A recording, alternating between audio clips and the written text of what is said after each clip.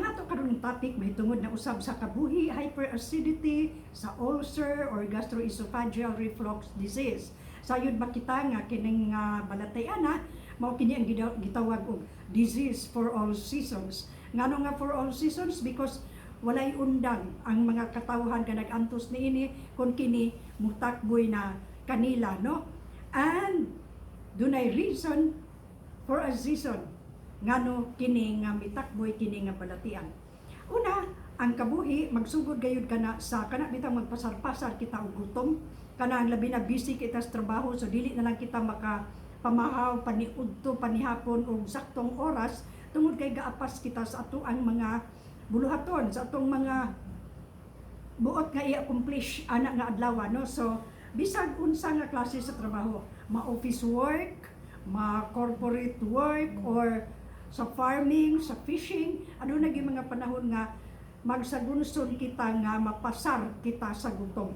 O diha, magsugod kita pagbati ni anang murag medyo makutoy na nga atong tiyan dayon maglipong-lipong na ta, mao kanay sinugdanan na dayon sa kabuhi, no? And then ug dili kana siya atubangan nato ang kabuhi, mahimo kana siyang hyperacidity and then acid reflux o kanang acid reflux mo manay kabuhi, and then pag humani ana og dili gyud maagapan ulcer tungod kay mag-bleeding na nga atong intestine or mabuslot na kana siya o dito na ang mga complications ni ana, no? So mao kana ang reason ngano nga mutakboy kanang kabuhi kanato. Primero ana ang atong bation maglipong-lipong pa. So kung dili gyapon kita mukaon na magkutoy ang atong tiyan, ang acid mo release kana siya pero wala siya gihilis tungod kay walay sulod ang tiyan. So mao kana dayon ang kabuhi. And then kung pasagdan pa gyud nato,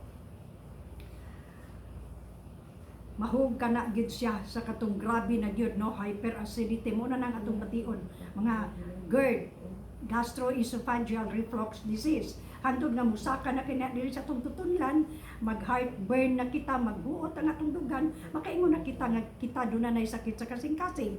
So mao pa na nga kung dili gid kita magbantay, dili kita mukaon dayon, mahulog gayud kana ni anang dapita, no? Nga balatian nga og mutakboy na kana siya, maggara-gara na, lisod na siya nga tambalan, labi na og kita usab walay disiplina, no? Lain nga reason ngano nga takbuyan kita ni ana, kana bitong resitaan kita sa mga antibiotics, kana pre nang duna kitay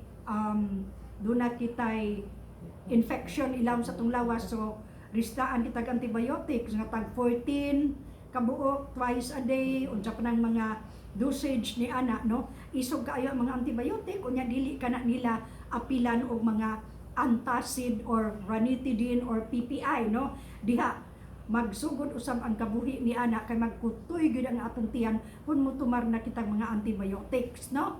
Gawas antibiotics na pagpulaing mga tambal nga isog gyud, no? Mughapdos ang kuto-kuto pareha ng mga ang uban calcium kanang mga iron supplement makakutoy sa kuto-kuto. So di akong napita magsugod pod ang ato ang mga gastro diseases, no? O mayong kita gastro diseases mao kanang hyperacidity, acid reflux, gastroesophageal, no? Mga hyperacidity, diha na kana siya magsugod.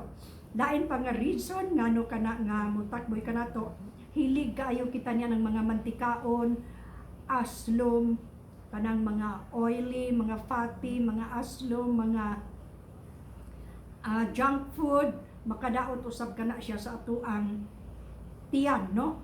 And then lain pa ni ana kana bitang magsubra ang atong pagaganahan kita niya ng mga junk food, kanang mga fast food na sobra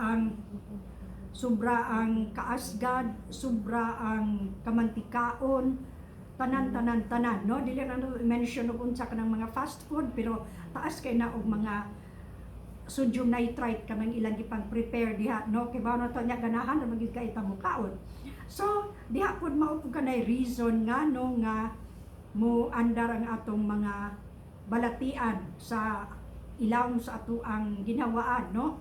So dili pud kita mo patuon ni ana magkagrabe gayud na siya, no? muna gitawag og disease for all seasons, kay for all seasons gina siya. O musugod na siya, wala na nay undang. Labi nagkita pod wa koy undang og kaon anang mga supak, no? So diha na dapita. O do na siya reason for a season. Of course, kon mantigo lang kitang mo timbang, mantigo kitang mo disiplina sa tong kagalingon, mantigo kitang mo kana bang learn to say no. No to fatty foods, to oily, to kanang mga junk food, kanang bitang dunay daghang mga spicy foods, no? Kanang mga citrus nga mga aslom.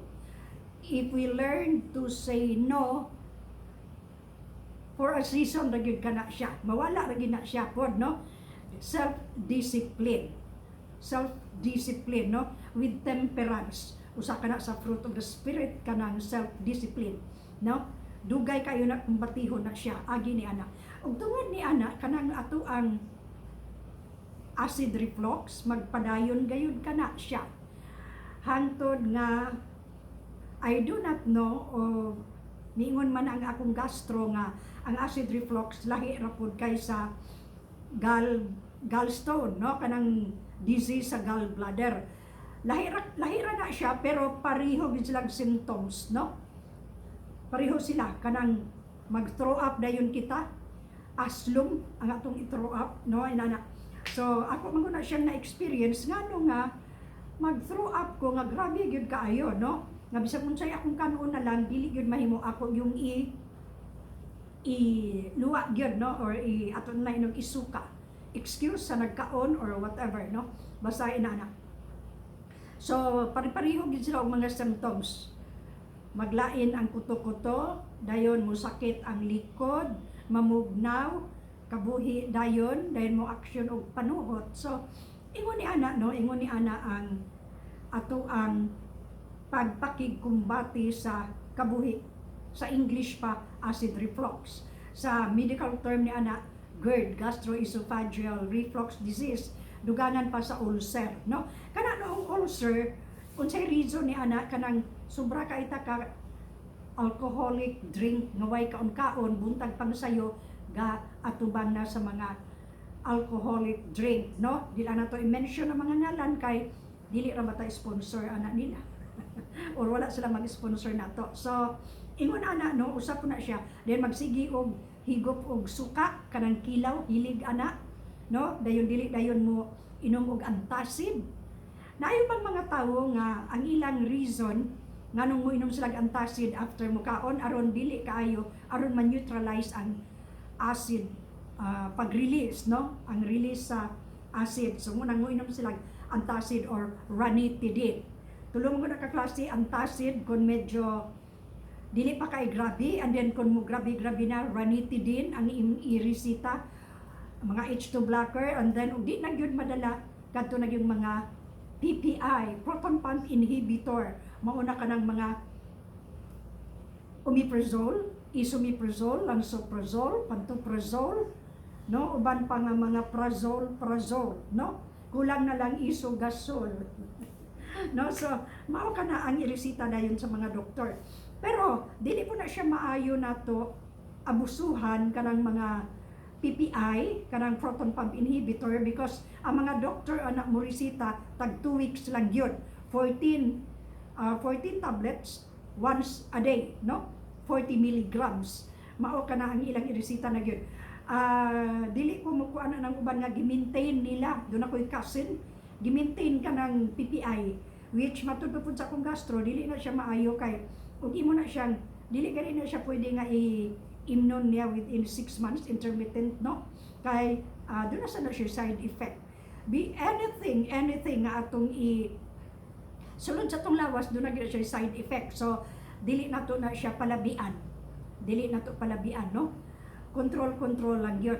So unsa kaayo ang mga pamaagi nga atong makontrol ka na siya? Warm water. Ako early in the morning, warm water gyud na kay maka og dunay mga acid diha mo matunaw ka na, matud pa ni Doc Willie, no? Matunaw ka na siya. And then hinay-hinay lang, eat sparingly, kanang gagmay nga kaon pero kanunay. O dili man taman ang buka na kay gamay-gamay raman.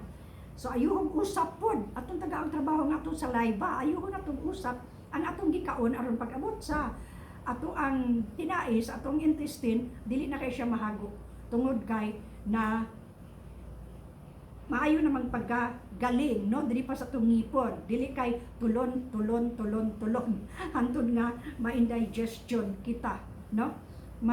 Antos kita ni anang acid, indigestion na dayon gawa sa indigestion gid siya. Dayon mo inom na po dayon og sodium bicarb, kay naglain na po ang ginawa. And so mao kana, no? Kung mantigo lang kita mo control ni ana, season na gina siya. Ako ay been suffering kanang acid reflux for more than 10 years. Tungod kay primerong atake ni ana, nalibog yung kugunsaon. Karon medyo kibalo na kumudala niya until last September giatake kog maayo sa kabuhi, no? So kay murag akong paminaw lahi naman gyud siya, lain naman gyud, nagpa-ultrasound ko. O mo to'y nakita sa ultrasound, doon ako'y gallstone, no?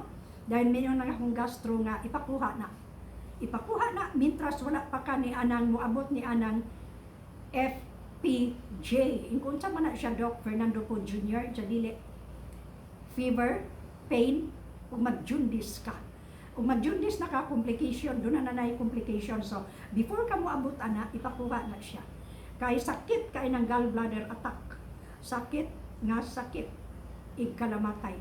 So mao to akong gipakuha ako ang gallbladder, nakaagi na ko niya ng cholecystectomy, gallbladder removal, no surgery. So and kibaw mo unsa, naulian ko sa akong kabuhi. Pero wala ko mag-ingon ha, na aron maulian mo sa inyong kabuhi, ipakuha inyong gallbladder, dili na siya mao.